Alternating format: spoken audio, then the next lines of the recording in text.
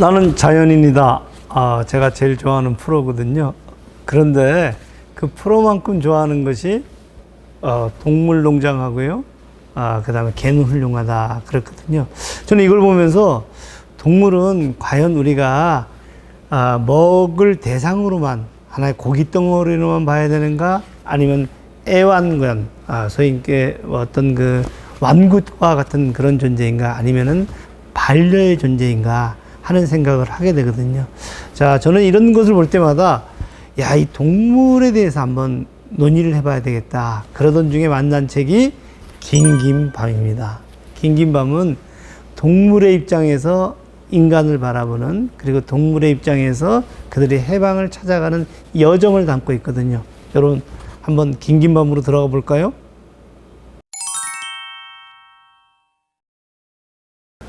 긴긴밤의 주인공은 노든이라는 흰색 코뿔소입니다. 아주 희귀 동물이죠. 근데 흰색 코뿔소인 노든은 두 종류의 인간을 만나거든요. 노든의 코 뿔이 필요한, 코에 뿔이죠. 코에 뿔이 필요한, 그래서 노든을 사냥하는 사냥꾼들을 만나게 되고요. 그 사냥꾼 때문에 노든은 자기의 딸과 아내를 잃게 됩니다. 그래서 노든은 그때 이런 이야기를 합니다.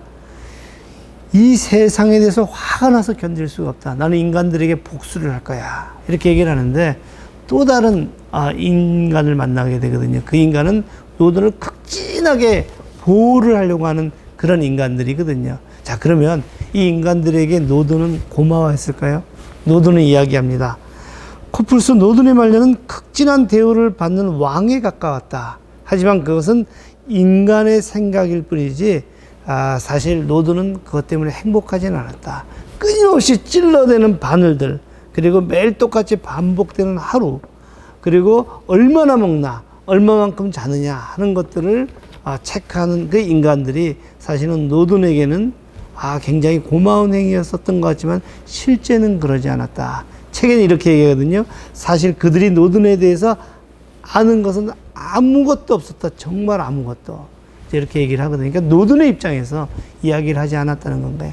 노든이랑 같이 길을 떠났던 펭귄이 있는데 노든이 펭귄에게 이름을 지어주지 않습니다. 펭귄이 얘기합니다. 노든, 왜 나에게 이름을 안 지어줘? 내 이름은 뭐야? 그랬더니 노든이 이렇게 얘기를 합니다. 이름을 가져서 좋을 거 하나도 없어.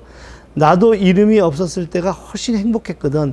게다가 코뿔소가 키운 펭귄인데 내가 너를 찾아내지 못할 리가 없지. 이름이 없어도 너의 냄새, 말투, 걸음걸이만으로 난 너를 충분히 알 수 있으니까 걱정하지 마. 이 얘기는 뭐냐면 노든은 인간이 인간 편의대로 이름을 지어주고, 그리고 인간의 애완이라든가 인간의 보호를 받는 하나의 대상으로 취급한 것에 대한 어쩌면 하나의 저항일 수 있거든요. 자, 그렇다면 노든은, 그리고 펭귄은 과연 자유를 얻었을까요?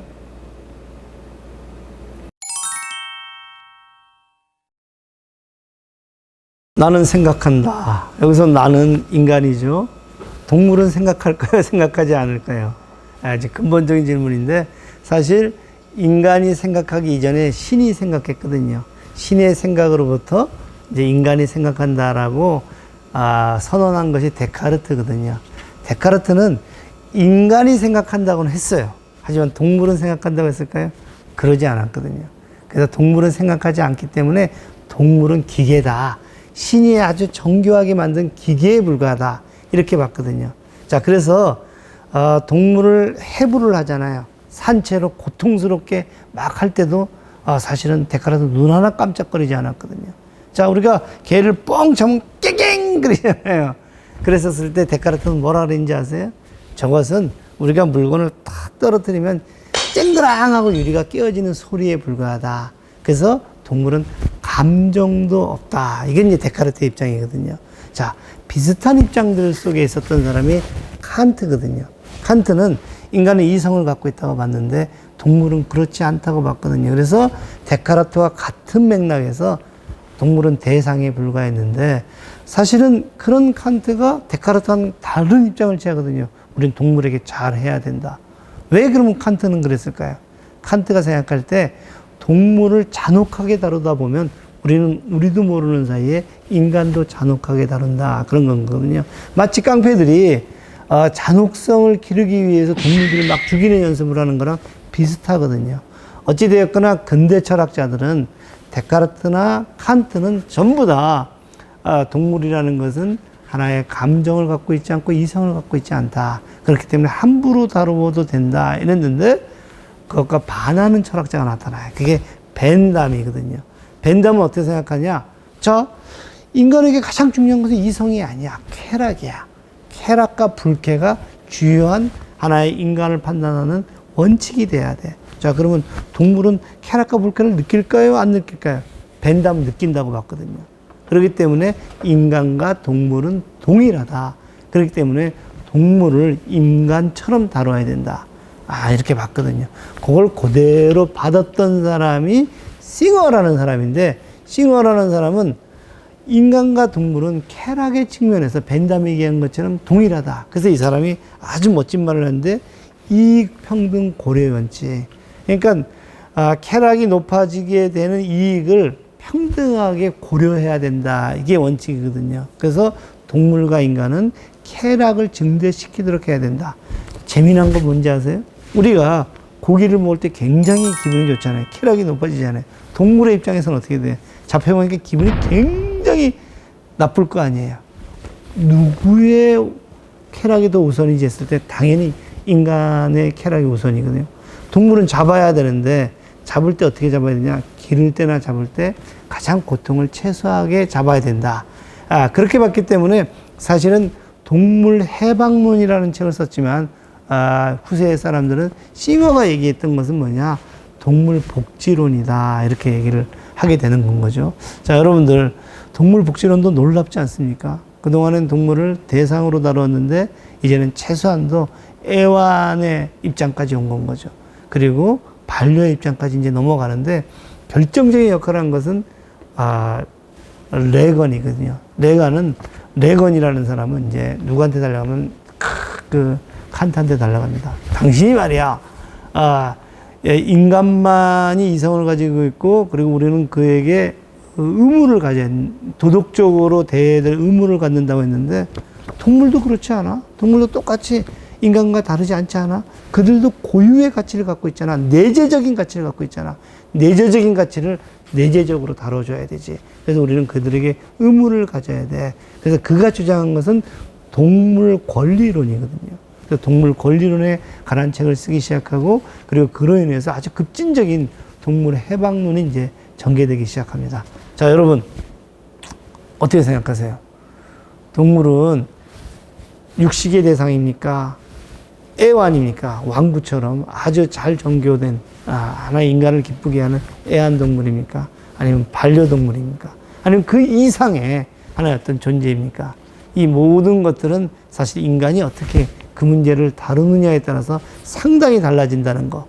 우리는 이 이야기들을 그동안에 왜 침묵하고 있었죠? 지금부터라도 이 이야기를 한번 시작해 볼까요?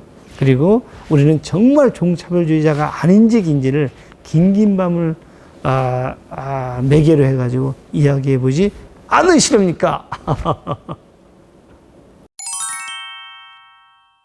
긴긴 밤. 이건 사실은 그림이 들어간 동화와 같은 책이거든요. 이걸 굉장히 심대한 문제를 던지는데 이걸 좀 더 깊이 읽으려면 우리는 다른 책과 영화의 도움이 필요하거든요. 그래서 저는 두 권의 책을 여러분 앞에 소개하는데, 첫 번째는 싱어가 썼던 동물 해방론.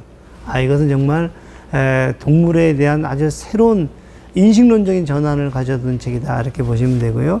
그 다음에 그렇다면 레건의 책도 우리가 좀 봐야 될 텐데, The Case of Animal Rights이라는 동물의 권리에 대한 책이거든요. 한번 여러분들이 한번 참조해 주셨으면 좋겠고요. 그래서 좀 더 쉬운 책을 제가 말씀드린다면, 사실은 암탉은 파업중이라는 책이거든요. 아주 그림책인데, 사실 암탉은 파업중은 암탉에게 굉장히 나쁜 환경들을 부여하거든요. A4 용지 한 반 장도 안 되는 데다가 계속 밤에 불을 켜주면서 계속 알을 낳으라고 하거든요. 그러니까 암탉이 얘기합니다. 이렇게 나쁜 환경에서 질 좋은 달걀을 낳으라고. 이런 책인데, 아이들과 같이 읽어봐도 좋을 것 같아요. 영화로는 언더독이라는 영화와 마지막 돼지인데요. 언더독이라는 영화는 사실은 사랑받던 반려견이 하루아침에 유기견이 되거든요. 그래서 유기견이 이제 그 문제들을 어떻게 받아들이고 어떻게 관계를 맺어가냐 이런 영화고요. 그 다음에 마지막 돼지는 돼지를 도축하는 마지막 해에 돼지를 기르는 장면들이거든요. 거기에서의 어떤 인간의 고민들 그리고 돼지의 태도들 이런 걸 볼 수 있을 것 같습니다. 아무튼 함께 읽을 이 친구들과 함께 긴긴 밤이 더 깊이 있는 독서가 되기를 진심으로 기대합니다. 이걸 갖고 뭘 토론할 수 있을까요?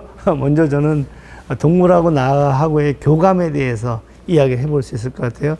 내가 동물을 키워보지 않았다면 여러분 당장 동물농장이나 개놀이원을 한번 보시면 될 것 같고요. 아무튼 내 주변의 얘기를 먼저 가볍게 시작해 보면 될 것 같아요. 자, 그리고 두 번째는 그 이야기를 하다가 보게 되면 과연 동물에 대한 인간은 어떤 태도들은 어떻게 취해야 되냐. 의무적으로 어떤 그들을 도덕적으로 고려해야 되는가 아니면 그렇지 않은가. 그리고 식용이라든가 애완이라든가 아니면 반려라든가 이 관점들 속에서 어떻게 동물을 대해야 되는가. 좀 더 태도에 대해서 토론해 볼 수 있을 것 같고요. 그리고 세 번째는 이 동물들이 지금 처해져 있는 환경들, 예를 들면 동물 실험이라든가 아니면 하나의 어떤 그 공장식 축산이라든가 이런 문제들을 가지고 좀 더 우리가 깊이 있게 토론해 볼 수 있을 것 같습니다. 맨 마지막은 여기에서 우리가 뭘 할 수 있는 것인지, 어떤 토론을 전개할 수 있는 건지, 그리고 정말로 인간은 종차별주의자인 거, 그 종차별주의는 괜찮은 건지, 뭐 이런 이야기들을 함께 보면서 저는 이것이 인권의 문제, 왜 우리가 동물권에 대한 이야기를 하다 보면 자연스럽게 인권에 대한 문제도까지 이야기 확산되지 않을까 이렇게 생각하고 있습니다. 자, 여러분들의 도처에서의 토론을 기대합니다.